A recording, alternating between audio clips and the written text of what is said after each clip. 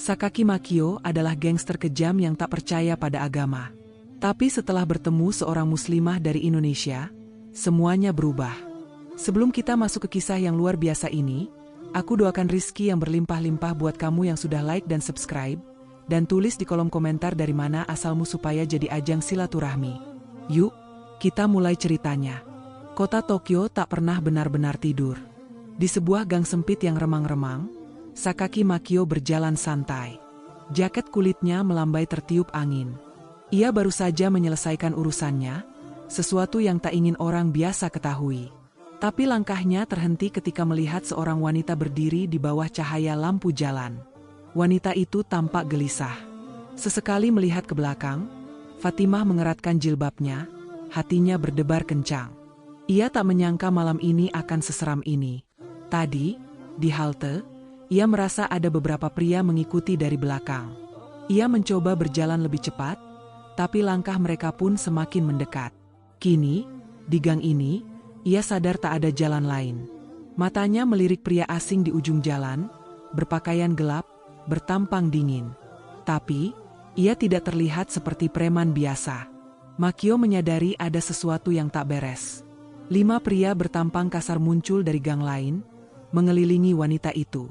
Salah satu dari mereka, pria bertubuh besar dengan tato di lengannya, menyeringai. "Hei, Nona, sendirian di malam begini? Bahaya loh." Makio tidak peduli. Ia bisa saja berbalik dan pergi. Tapi ada sesuatu di wajah wanita itu yang membuatnya tetap berdiri di tempat. "Saya tidak mencari masalah." Suara Fatimah bergetar, tapi tegas. Ia berusaha tetap tenang, meski napasnya sudah tak beraturan. Tangan pria bertato itu terulur, berusaha menyentuh lengan Fatimah. Saat itulah, tanpa sadar, Makio bergerak. Dengan cepat, ia meraih tangan pria itu dan memelintirnya ke belakang.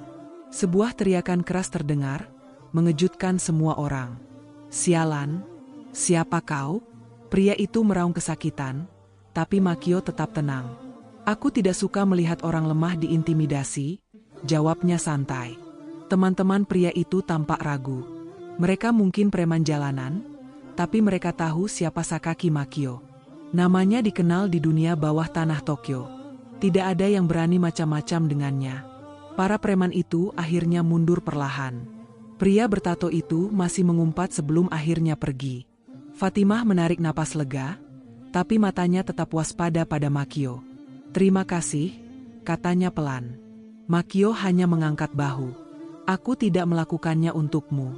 Aku hanya tidak suka melihat mereka bertingkah." Fatimah menatapnya, mencoba memahami pria di depannya ini. "Kau tidak takut?" tanya Makio akhirnya. Fatimah menggeleng. "Takut? Tentu saja. Tapi aku percaya, jika kita berada di jalan yang benar, Allah akan melindungi." Makio terdiam. Ia sudah lama tidak mendengar seseorang berbicara tentang Tuhan dengan begitu yakin. Dunia yang ia kenal penuh dengan pengkhianatan dan kekerasan. Tak ada tempat untuk keyakinan semacam itu. "Kau percaya pada Tuhan?" tanya Makio dengan nada sinis. Fatimah tersenyum tipis. "Tentu. Dan kau?" Makio terkekeh pelan. "Tuhan, jika Dia ada, Dia tidak pernah menolongku."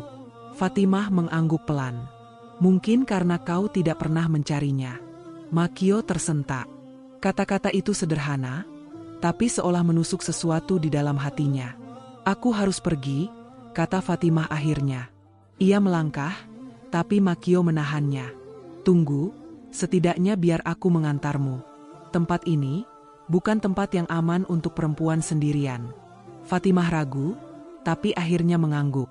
Mereka berjalan berdampingan, dalam diam. Makio masih belum memahami mengapa ia begitu tertarik pada wanita ini. "Kenapa kau di sini?" Makio akhirnya bertanya. "Aku mahasiswa. Aku juga bekerja paruh waktu," jawab Fatimah. Makio mengangguk. "Orang seperti kamu seharusnya tidak ada di tempat berbahaya seperti ini." Fatimah tersenyum. "Orang sepertimu juga tidak seharusnya ada di tempat seperti ini." Makio terdiam. Kata-kata Fatimah seperti tamparan baginya. Mereka tiba di depan apartemen Fatimah. "Terima kasih," katanya. Makio mengangguk. "Lain kali, Hati-hati. Ia berbalik pergi, tapi suara Fatimah menahannya. Makio, ia menoleh. Aku tidak tahu siapa engkau sebenarnya, tapi kalau kau ingin bicara, pintuku terbuka. Makio menatapnya lama sebelum akhirnya pergi tanpa menjawab. Malam itu, Makio duduk di apartemennya, menatap langit-langit. Kata-kata Fatimah berputar di kepalanya. Mungkin karena kau tidak pernah mencarinya. Ia tidak pernah mencari Tuhan, karena menurutnya Tuhan tidak ada.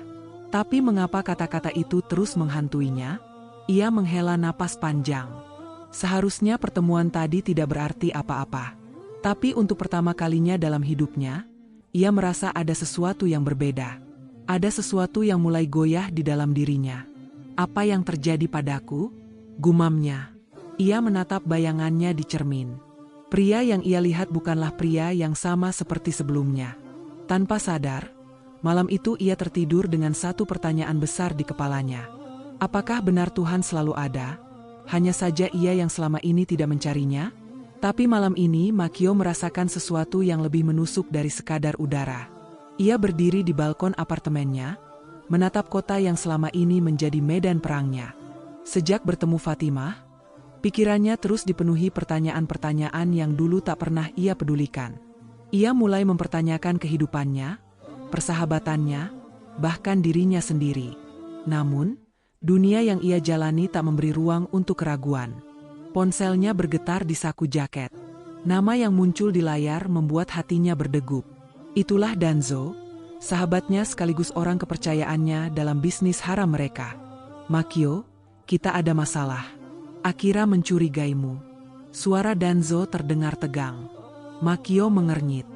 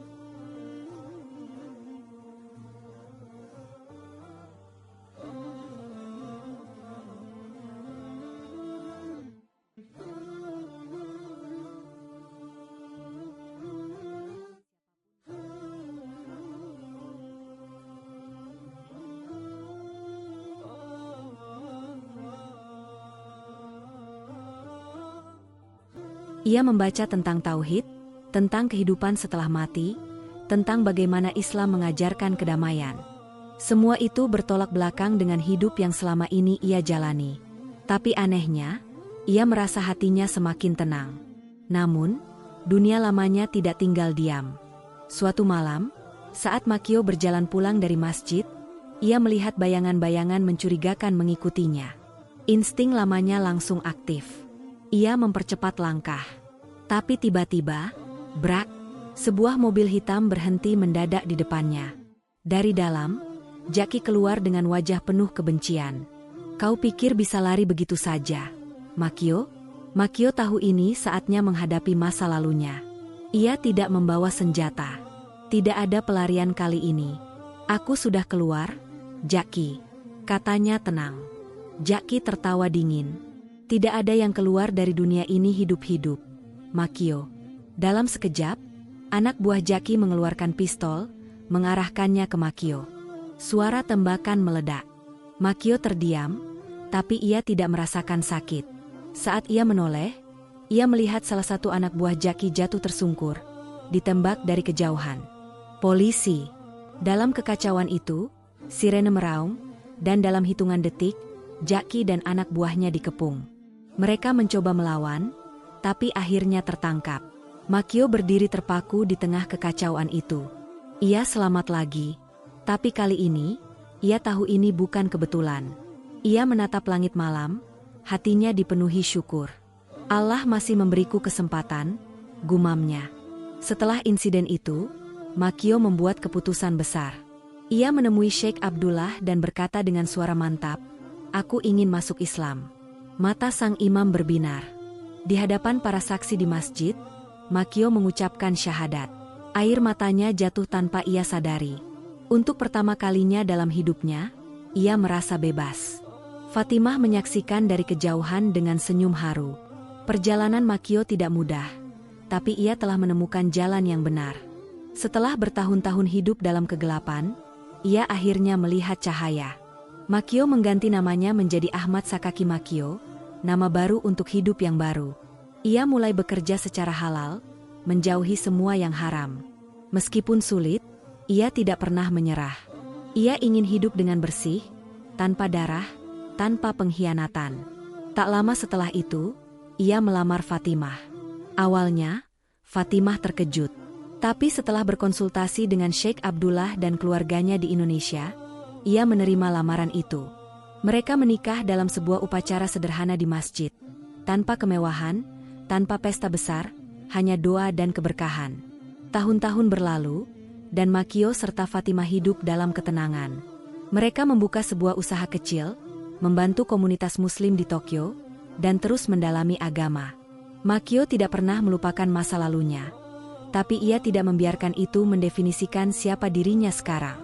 Suatu hari, ia berdiri di balkon rumah kecilnya, melihat matahari terbenam.